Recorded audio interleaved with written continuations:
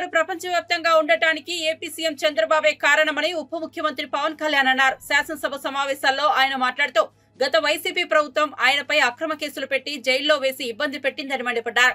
గత ప్రభుత్వం ఆర్థిక వ్యవస్థను నిర్వీర్యం చేసిందన్నారు. గత ప్రభుత్వం ఏపీని అన్ని రంగాల్లో వెనక్కు తీసుకెళ్లిందని ఆరోపించారు. కానీ భవిష్యత్తు పట్ల చంద్రబాబు ఓ నమ్మకాన్ని తీసుకొచ్చారని పేర్కొన్నారు. అందరిలోనూ నమ్మకాన్ని తెచ్చిన సీఎంకు ఆయన ధన్యవాదాలు చెప్పారు. వైసీపీ దోపిడీ అరాచకాలను చూసే ప్రజలు కూటమి ప్రభుత్వానికి పట్టం కట్టారన్నారు. 150 రోజుల కూటమి ప్రభుత్వ పాలనలో పూర్తిగా సంతృప్తి చెందామన్నారు. రాష్ట్రం సంపూర్ణ అభివృద్ధి దిశగా వెళ్తోందని పూర్తిగా విశ్వసిస్తున్నట్లు చెప్పారు. ఏ విధంగా దీన్ని రాష్ట్రాన్ని తిరిగి గాడిలో పెట్టాలి అని ప్రతి ఒక్కరి ఆకాంక్ష అధ్యక్ష. ఆ సమయంలో 3 సార్లు ముఖ్యమంత్రిగా చేసి ఈ రోజున భారతదేశంలో తెలుగువారు భారతీయులు ఎక్కడున్నా సరే దాంట్లో దాదాపు సగం వంతు తెలుగువారే ఉండటానికి ముఖ్య కారకులు. నాలెడ్జ్ ఎకానమీ అనేది ప్రాతిపదిక చేసుకుని దాన్ని దేశమంతా విస్తరించిన ఒక విజనరీ.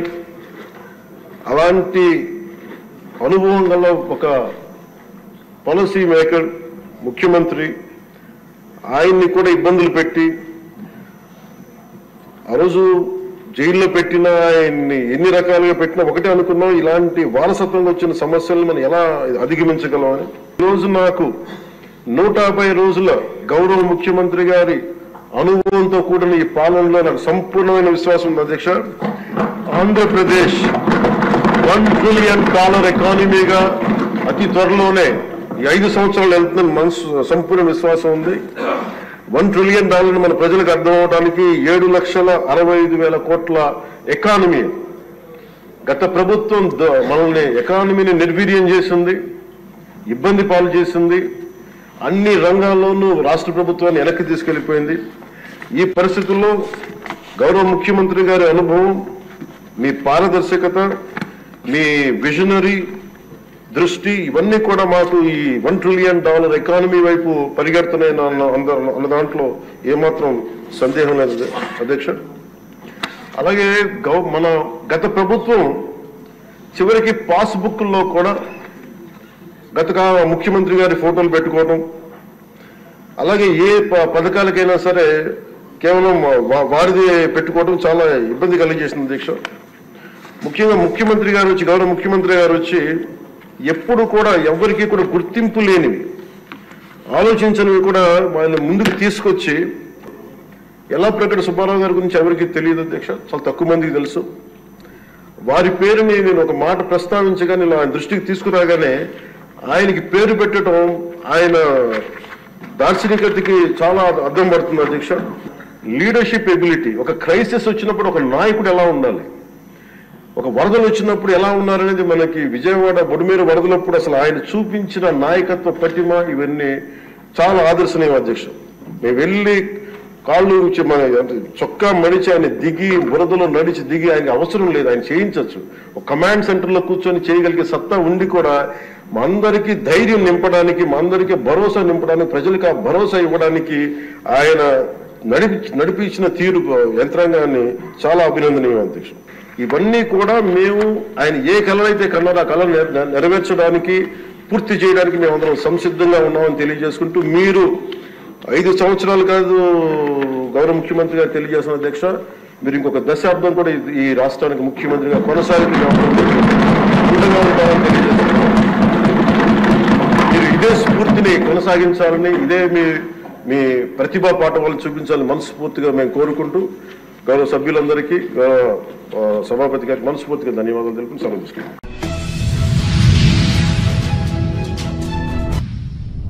వేములవాడలో 679 కోట్ల అభివృద్ధి పనులకు శంకుస్థాపన ప్రారంభోత్సవం చేశారు ముఖ్యమంత్రి రేవంత్ రెడ్డి. పలువురు మంత్రులు 236 కోట్లతో మిడ్ మానేరు రిజర్వాయర్ భూ నిర్వాసితులకు 4696 ఇందిరమ్మ ఇండ్ల నిర్మాణానికి శంకుస్థాపన, 166 కోట్లతో ప్రభుత్వ వైద్య కళాశాల ప్లాస్టర్ బాక్ నిర్మాణ పనులకు శంకుస్థాపన, 50 కోట్లతో వేములవాడ పట్టణంలో నూలు డిపో నిర్మాణం, 47,85 లక్షలతో మూలవాగు నుంచి రాజన ఆలయం వరకు రోడ్ల విస్తరణ పనులకు శంకుస్థాపన, 42 కోట్లతో రుద్రంగి మండలంలో అడ్వాన్స్ టెక్నికల్ సెంటర్ నిర్మాణానికి శంకుస్థాపన చేశారు. అలాగే 28 కోట్లతో నిర్మించిన జిల్లా పోలీస్ కార్యాలయం ప్రారంభోత్సవం చేశారు. జిల్లా ప్రజలకు నేను ఒక మాట ఇవ్వదలుచుకున్నా, 100% ఈ నవంబర్ 30 తారీఖు లోపల మళ్ళీ ఉత్తమ్ కుమార్ రెడ్డి గారు మీ జిల్లాకు వచ్చి ఈ జిల్లాలో ఉన్న సాగునీటి ప్రాజెక్టులు అసంపూర్తిగా ఉన్న వాటిని అన్నిటిని సమీక్షించి ఎంత కాలంలో పూర్తయితాయి, ఎంత నిధులు కావాలి, మన ప్రభుత్వం ఆ ప్రాజెక్టులను ఎలా పూర్తి చేస్తుందో పెద్దలు ఉత్తమ్ కుమార్ రెడ్డి గారు మీ ఎమ్మెల్యేల సలహాలు సూచనలు తీసుకొని తప్పకుండా ప్రాజెక్టులను పూర్తి చేయడం జరుగుతుంది అని చెప్పి నేను ఈ వేదిక మీద నుంచి చెప్పదలుచుకున్నా. అదేవిధంగా మిత్రులారా, కరీంనగర్ జిల్లా గురించి నేను కొత్తగా చెప్పాల్సిన పని లేదు. ఆనాడు ఈ దేశానికి దశ దిశ నిర్దేశం సూచించిన పివి నరసింహారావు గారు మంతని శాసనసభ నియోజకవర్గం నుంచి గ్రామ స్థాయి నుంచి ఢిల్లీ వరకు నాయకత్వాన్ని అందించి పరిపాలన అంటే ఇట్లా ఉండాలి, తెలంగాణ బిడ్డ పరిపాలన చేస్తే ప్రపంచమే ఆశ్చర్యపోయే విధంగా అబ్బురపడే విధంగా దేశాన్ని అభివృద్ధి పదం వైపు నడిపిస్తాడని చెప్పిన పివి నరసింహారావు మీ బిడ్డ, కరీంనగర్ బిడ్డ అని చెప్పి ఈ సందర్భంగా మనం గుర్తు చేసుకోవాలి. వారే కాదు, పెద్దలు చొక్కారావు గారు కావచ్చు, సత్యనారాయణరావు గారు కావచ్చు, ఇలా చెప్పుకుంటూ వెళ్తే ఈ కరీంనగర్ జిల్లా నాయకత్వాన్ని అందించిన జిల్లా. ఈ కరీంనగర్ జిల్లా రైతాంగానికి సమస్యలు వచ్చినా, నిరుద్యోగ యువతకు బాధ కలిగినా ఈ కరీంనగర్ జిల్లా నుంచే ఉద్యమాలు మొదలైనవి. ఈ కరీంనగర్ జిల్లా ఉద్యమాలకు ఎప్పుడు నాయకత్వం వహించింది. సిరిసిల్ల జగిత్యాల రైతాంగ పోరాటాలు ఈ రాష్ట్రం, ఈ ప్రజలు ఎప్పుడు మర్చిపోలే. రైతుల సమస్య వచ్చినప్పుడు ఈ ప్రాంతంలో రైతాంగ పోరాటాలను మనం కళ్ళతో చూసినాం. అదే కాదు, తెలంగాణ రాష్ట్రం కావాలి, తెలంగాణ రాష్ట్రం కళ నెరవేరాలి అని ఈ ప్రాంతంలో లేచిన ఉవ్వెత్తున ఉద్యమాన్ని ఆనాడు 2004 సంవత్సరంలో శ్రీమతి సోనియా గాంధీ గారు ఇదే కరీంనగర్ గడ్డ మీద నుంచి మీకు మాట ఇచ్చిండ్రు. మీ మనసులో ఉన్న కోరిక, ఈ తెలంగాణ ప్రజల ఆకాంక్ష నాకు తెలుసు, తప్పకుండా నెరవేరుతుంది అని చెప్పి శ్రీమతి సోనియా గాంధీ గారు ఈ కరీంనగర్ గడ్డ మీద నుంచే 4 కోట్ల ప్రజలకు మాట ఇవ్వడం జరిగింది.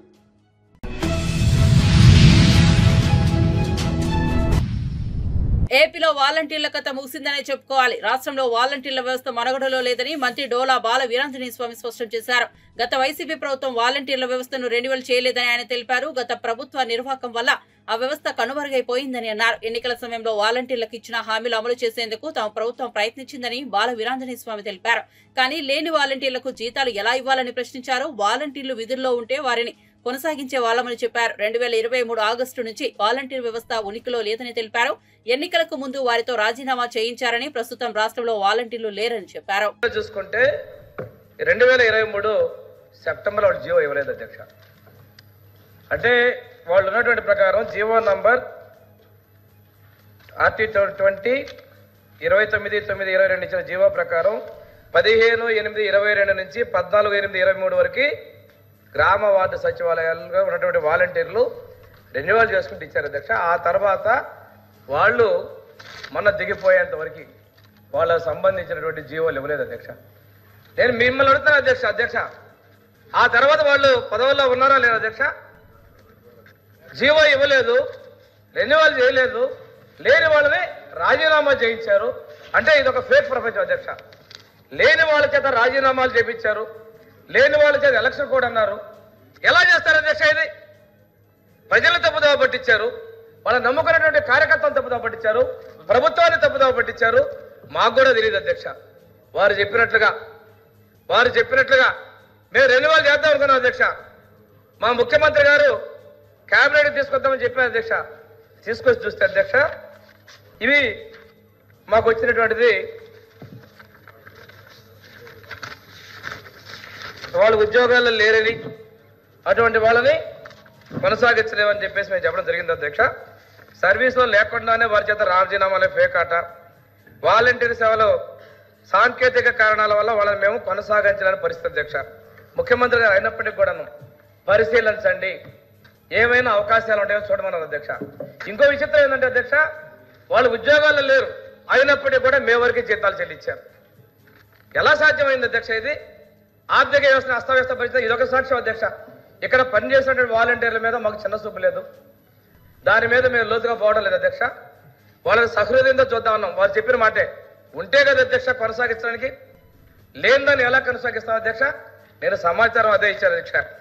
లేరు కాబట్టి చేయలేకపోయాం. ఇంకోటి ఈ వ్యవస్థ మీద ముఖ్యమంత్రి గారు ఇంకోటి చెప్పారు అధ్యక్ష, సమగ్రంగా పరిశీలన చేయండి అని కూడా చెప్పారు అధ్యక్ష. ఇక్కడ చాలా అభ్యంతరాలు వచ్చినాయి అధ్యక్ష. అసలు ఉద్యోగాల్లో లేనటువంటి వాళ్ళ రాజీనామాలు, ఉద్యోగాల్లో లేనటువంటి వారికి జీతభత్యాలు.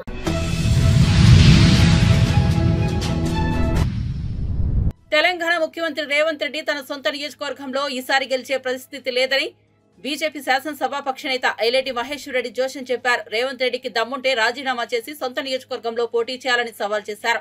ఆయన మళ్లీ పోటీ చేస్తే ఓడించడం ఖాయమన్నారు. కాంగ్రెస్ పాలనపై ప్రజల్లోకి వెళ్లి తెలుసుకోవాలని సూచించారు. ఆయన మీడియా సమావేశంలో మాట్లాడుతూ ఎన్నికలకు ముందు ఇచ్చిన ఏ హామీని కూడా ప్రభుత్వం నెరవేర్చలేదని విమర్శించారు.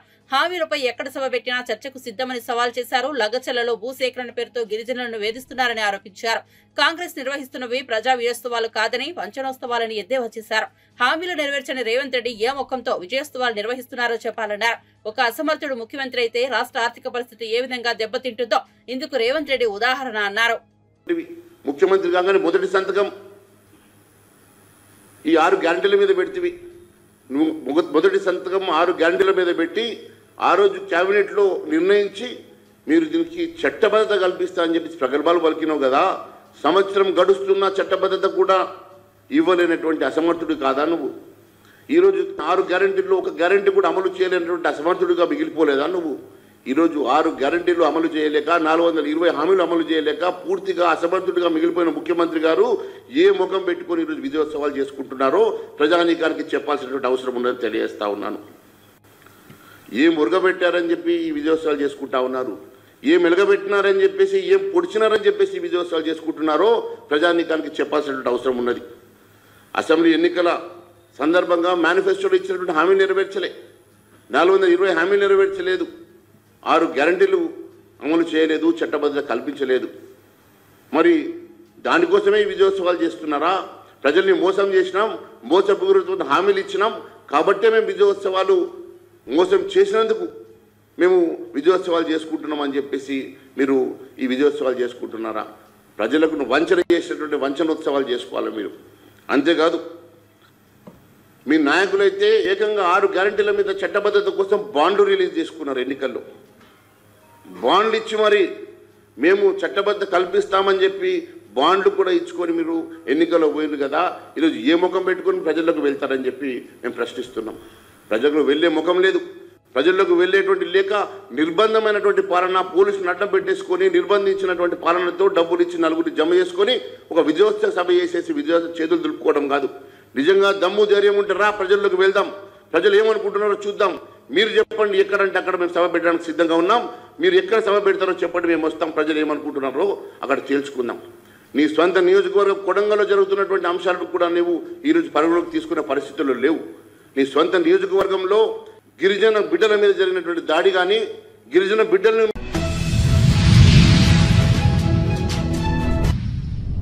ఏపీ అసెంబ్లీలో నిర్వహిస్తున్న ప్రశ్నోత్తరాల్లో గందరగోళం నెలకొంది. అధికారుల నిర్లక్ష్యమే దీనికి కారణమంటూ స్పీకర్ అయ్యన్న పాత్రుడు ఆగ్రహం వ్యక్తం చేశారు.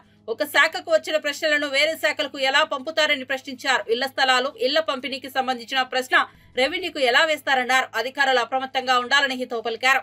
గోదావరి పుష్కరాల పనులపై జలవనరుల శాఖ మంత్రి నిమ్మల రామానాయుడు శాసనసభలో ప్రశ్న ఎదురైంది. ఇదే సమయంలో మండలిలో గాలేరు నగరి హంద్రీనివా అనుసంధాన ప్రాజెక్టుపై ప్రశ్న వచ్చింది. ఒకే మంత్రికి ఉభయ సభల్లో ప్రశ్న ఎలా వేస్తారని అధికారులను స్పీకర్ ప్రశ్నించారు.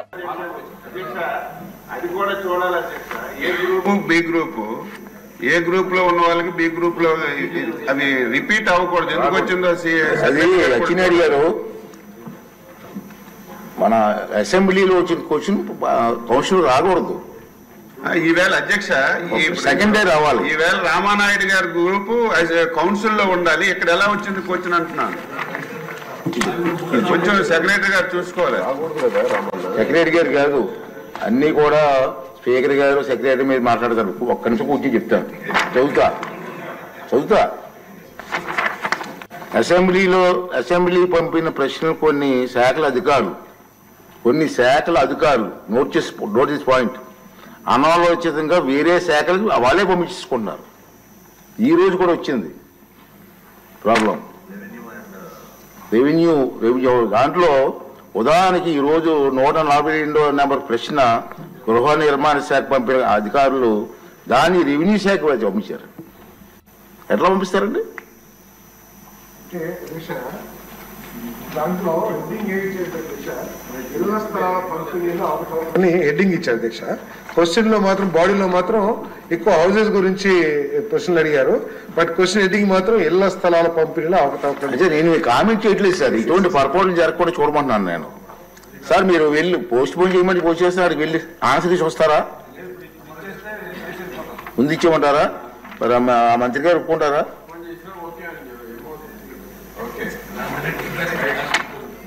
చెప్పానండి సార్, నిర్ణయం పెద్దల నిర్ణయం కూడా తీసుకోవాలి కదా.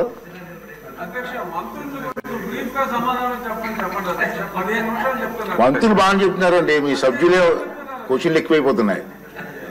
సిగ్నేచర్ పెట్టిన వాళ్ళకే అవకాశం ఇస్తామని డెసిషన్ తీసుకుందాం. సార్ క్వశ్చన్ నెంబర్ రామనాయుడు గారు.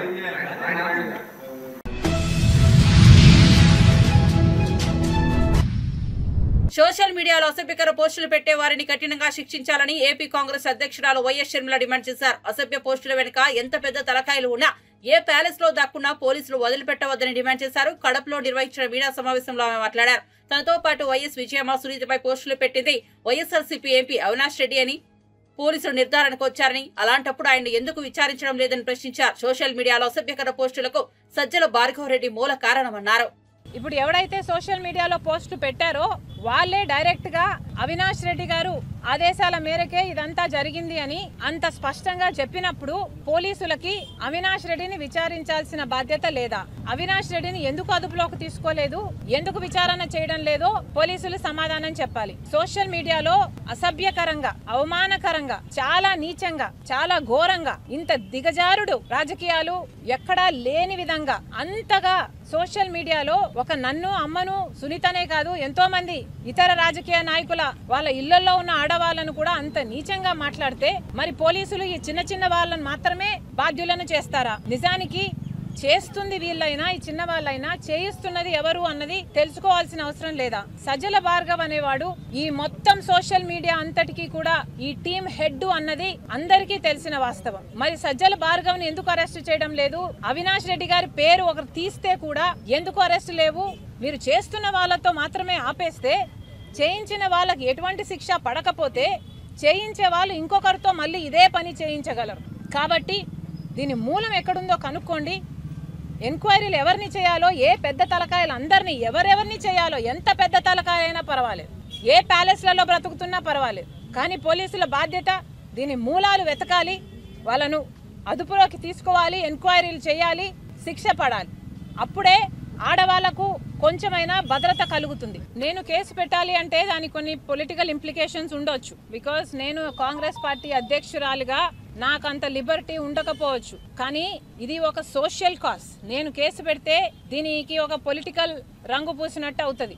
That's not what we want hear. I want the police to take this up as a social cause. నేను కేసు పెట్టినా పెట్టకపోయినా బాధితులు వీళ్ళు, చేయించిన వాళ్ళు వీళ్ళు అని తెలిసినప్పుడు దయచేసి యాక్షన్ తీసుకోండి. మాలాంటి వాళ్ళకు మళ్ళీ కాన్ఫిడెన్స్ దయచేయండి. రాజకీయాలు చేయడము is not an easy thing for women. మీరు ఇలాంటివి చేస్తే అసలు రాజకీయాల్లోకి రావడానికే భయపడతారు కదా.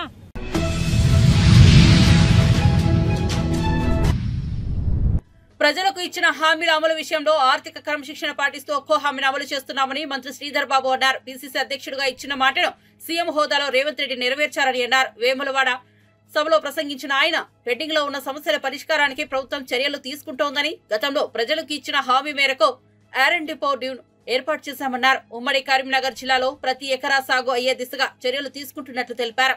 కాంగ్రెస్ ఏడాది పాలనపై మీ ఆశీర్వాదం కోసం ఇక్కడికి సీఎం సహా మేమంతా వచ్చామని, రాబోయే 4 ఏళ్లు దిగ్విజయంగా ప్రజా సంక్షేమానికి పెద్ద ఎత్తున కార్యాచరణ తీసుకుపోతున్నామన్నారు.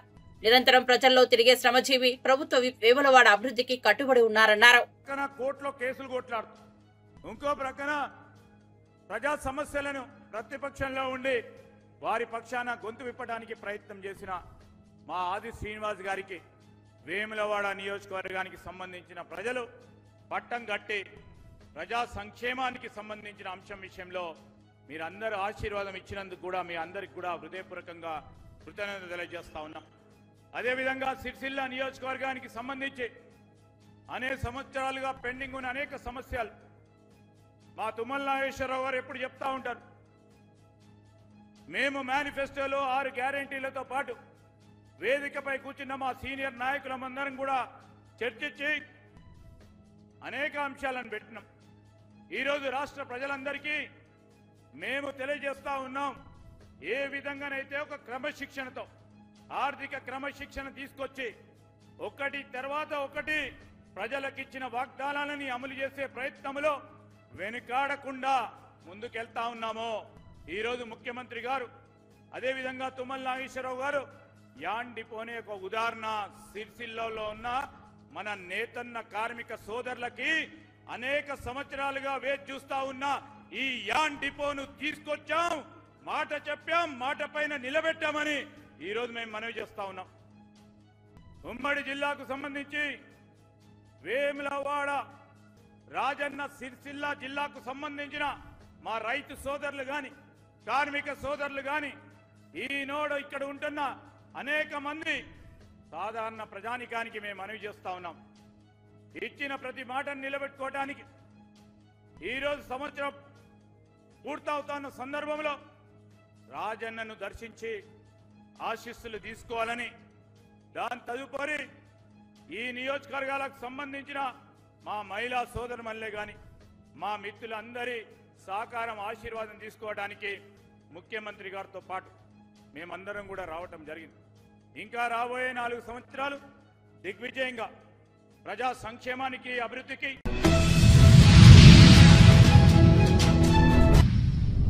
రాష్ట్రంలో టిడ్కో ఇళ్లపై మంత్రి పొంగూరు నారాయణ కీలక ప్రకటన చేశారు. ఏపీ శాసనమండలిలో ప్రశ్నోత్తరాల సమయంలో మంత్రి నారాయణ టిడ్కో ఇళ్లపై సమాధానమిచ్చారు. గత వైసీపీ ప్రభుత్వం టిడ్కో ఇళ్ల కోసం 5,546.48 కోట్ల రుణం వివిధ రూపాల్లో తీసుకుందన్నారు. గత ప్రభుత్వం మాపై కక్షతో లబ్ధిదారుల పట్ల దారుణంగా వ్యవహరించిందని ఆయన పేర్కొన్నారు. 2014లో టీడీపీ అధికారంలోకి వచ్చిన తర్వాత 7,14,80 ఇళ్లకు కేంద్రం నుంచి అనుమతి తీసుకుని 5 లక్షల ఇళ్ల నిర్మాణానికి పాలనాపరమైన అనుమతులు కూడా ఇచ్చామని గుర్తు చేశారు. వీటిలో 3,13,832 ఇళ్లు టీడీపీ అధికారంలో ఉన్నప్పుడే గ్రౌండ్ అయ్యాయి. గత వైసీపీ ప్రభుత్వం కక్షపూరిత ధోరణితో మొత్తం 5 లక్షల ఇళ్లలో 2,38,360 ఇళ్లను రద్దు చేసి కేవలం 2,61,660 ఇళ్లు మాత్రమే టేకప్ చేసిందని మంత్రి నారాయణ మండిపడ్డారు. పిల్లలతో ఎంత ఆనందంగా ఉండే ఇళ్లు కట్టమని దాన్ని దృష్టిలో పెట్టుకుని యాక్చువల్గా ఆ రోజు కేంద్ర ప్రభుత్వం ఇచ్చిన ఆ యొక్క ప్రోగ్రాంలో 7,01,481 ఇళ్లు తెచ్చారు అధ్యక్ష ఈ రాష్ట్రానికి. అందులో 5 లక్షల ఇళ్లకి అడ్మినిస్ట్రేటివ్ క్లియరెన్స్ ఇచ్చాం. దాంట్లో 4,54,704 ఇళ్లకి 2017 జూలైలో టెండర్స్ పిలిచాం అధ్యక్ష. 3,13,832 ఇళ్లు యాక్చువల్ గ్రౌండ్ అయినాయి అధ్యక్ష. ఇందులో 3 రకాల ఇళ్లు, 300 చదరపు అడుగులు, బెడ్రూమ్ కొద్దిగా పెద్దగా ఉండే 365 చదరపు అడుగులు, కొందరు డబుల్ బెడ్రూమ్ కట్టండి మేము కొంత కట్టుకుంటామంటే మొత్తం ప్రాజెక్ట్ కాస్ట్ 38,265 కోట్ల అధ్యక్ష. అందులో కేంద్ర ప్రభుత్వం 7,500 కోట్లు ఇస్తుంది, రాష్ట్ర ప్రభుత్వం 13,035.88 క్రోర్స్ ఇస్తుంది. బెనిఫిషియర్స్ దగ్గర 17,730 కోట్లకన దీన్ని డిజైన్ చేయడం జరిగింది అధ్యక్ష. అయితే గత ప్రభుత్వం వైసీపీ ప్రభుత్వం ఎందుకు చేసిందో తెలియదు, మా మీద ఖర్చు చేసిందో ఉన్న ఏదైతే శాంక్షన్ చేసిన వాటిల్లో 2,38,360 ఇళ్లు క్యాన్సిల్ చేశారు అధ్యక్ష. 2,38,360 ఇళ్లను క్యాన్సిల్ చేసి కేవలం 2,61,640 ఇళ్లు మాత్రమే టేకప్ చేస్తామని టేకప్ చేశారు అధ్యక్ష. బంజారాహిల్స్ లోని నందినగర్ నివాసంలో BRS party working president KTR ను టీటీడీ చైర్మన్ బీఆర్ నాయుడు మర్యాద పూర్వకంగా కలిశారు. కేటీఆర్ కు బీఆర్ నాయుడు వెంకటేశ్వర స్వామి వారి తీర్థ ప్రసాదాలను అందజేశారు. ఈ సందర్భంగా కేటీఆర్ బీఆర్ నాయుడుకి శాల్వా కప్పి వెంకటేశ్వర స్వామి జ్ఞాపికను అందజేశారు. తిరుమలకు వచ్చే తెలంగాణ భక్తుల దర్శనానికి తెలంగాణ ఎంపీలు, ఎమ్మెల్యేలు, ఎమ్మెల్సీలు ఇచ్చే లేఖలను పరిగణలోనికి తీసుకోవాలని టీటీడీ చైర్మన్ కు కేటీఆర్ విజ్ఞప్తి చేశారు. అలాగే కరీంనగర్ లో, సిరిసిల్లలో గతంలో శంకుస్థాపన చేసిన టీటీడీ దేవాలయాల నిర్మాణాలు శరవేగంగా పూర్తయ్యేలా సహకరించాలని కోరారు. తెలంగాణ వ్యాప్తంగా ఎన్నో ప్రసిద్ధి చెందిన ఆలయాలు ఉన్నాయని వాటి అభివృద్ధికి టీటీడీ తరపున తోడ్పాటు అందించాలని కోరారు.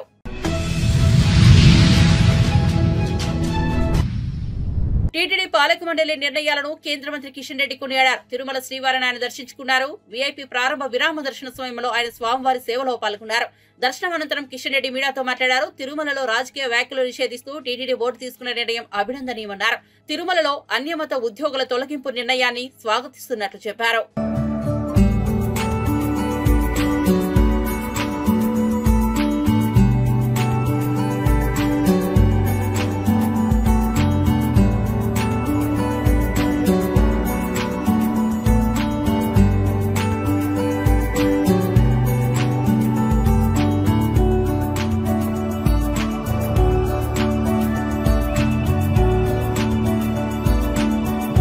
పార్లమెంట్ ఎన్నికల తర్వాత కేంద్ర మంత్రిగా నరేంద్ర మోడీ గారి ప్రభుత్వంలో బాధ్యతలు చేపట్టిన తర్వాత మొదటిసారి స్వామివారి ఆశీస్సుల కోసం రావడం జరిగింది. చాలా సంతోషం. ఇటీవల నియమితమైనటువంటి తిరుమల తిరుపతి దేవస్థానానికి సంబంధించినటువంటి బోర్డు మొదటి సమావేశంలో కొన్ని సానుకూలమైనటువంటి అద్భుతమైనటువంటి నిర్ణయాలు తీసుకోవడం జరిగింది. ఈ నిర్ణయాలు తీసుకున్నందుకు బోర్డు చైర్మన్ గారికి ధన్యవాదాలు తెలియజేస్తా ఉన్నాను. గత అనేక సంవత్సరాలుగా దశాబ్దాలుగా చర్చ జరుగుతున్నటువంటి అంశం. కొన్ని ప్రముఖ దేవస్థానాలలో అన్యమతస్థులు ఉంటున్నారు. కారణంగా కొన్ని అక్కడక్కడ ఇబ్బందులు వస్తున్నటువంటి విషయం మనం స్వయంగా చూశాము. తిరుమల తిరుపతి దేవస్థానానికి సంబంధించినటువంటి ట్రస్ట్ బోర్డు మొదటి సమావేశంలో అన్యమతస్థులు మరి ఉంటే వాళ్ళను వేరే ప్రాంతానికి పంపిస్తామనే నిర్ణయం తీసుకోవడం ఏదైతున్నదో నేను చాలా సంతోషం వ్యక్తం చేస్తా ఉన్నాను, హర్షం వ్యక్తం చేస్తా ఉన్నాను, స్వాగతం పలుకుతా ఉన్నాను. ఎక్కడైనా సరే ఏ మతమైనప్పటికీ కూడా వారి వారి మత విశ్వాసాలు ఉన్నటువంటి వాళ్ళే ఆ ప్రాంగణంలో పనిచేస్తే బాగుంటుంది అనేది నా అభిప్రాయం. ఇటీవల జరిగినటువంటి కొన్ని సంఘటనలు మన తిరుమల తిరుపతికే కాకుండా దేశమంతా ప్రపంచమంతా హిందువుల హృదయాలలో బాధ కలిగిన విషయం మనకందరికీ తెలుసు. ఆ రకమైనటువంటి సంఘటనలు పునరావృతం కాకుండా తిరుమల యొక్క పవిత్రతను, కోట్లాది మంది యొక్క ప్రజల విశ్వాసాన్ని కాపాడాలని నేను ఈ సందర్భంగా కోరుకుంటున్నాను.